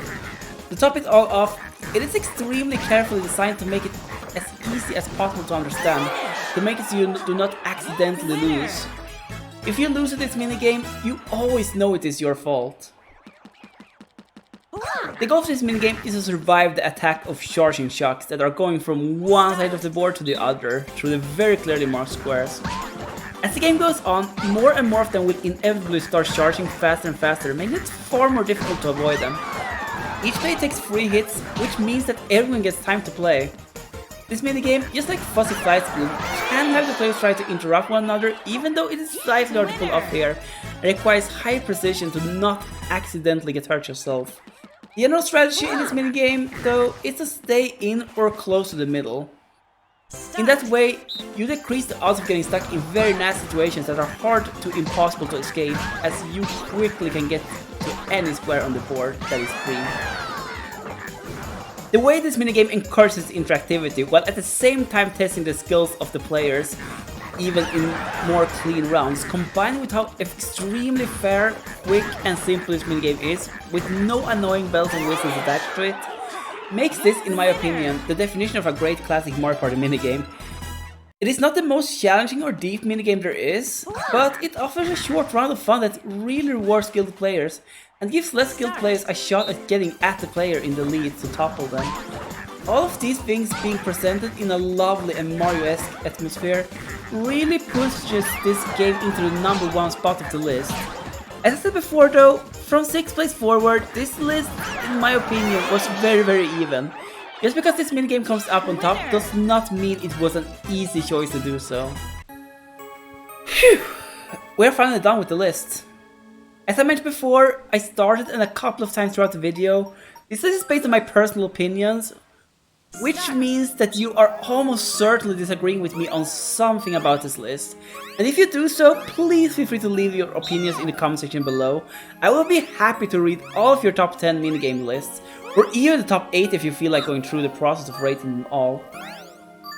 And I would love to hear what you think about my picks. Did you think I judged some games too harshly? Was I too kind to some minigames? I would love to hear all about it. If you like what you saw, please feel free to subscribe to my channel for more content like this in the future, and other gaming and speedrun related content. If you want to see my takes on the other half of the Super Mario Party experience, please feel free to take a peek over at my top 4 list of Super Mario Party boards, where I in detail go through my opinion on the 4 boards in this game, plus some strategies about them. If you would rather know my opinions on the items and their use from a more objective perspective, I do have a video on that too, where I rank all the party mode items in Super Mario Party. Until next time, plenty of hugs and stay cute and wonderful everyone, and I will see you in the next video.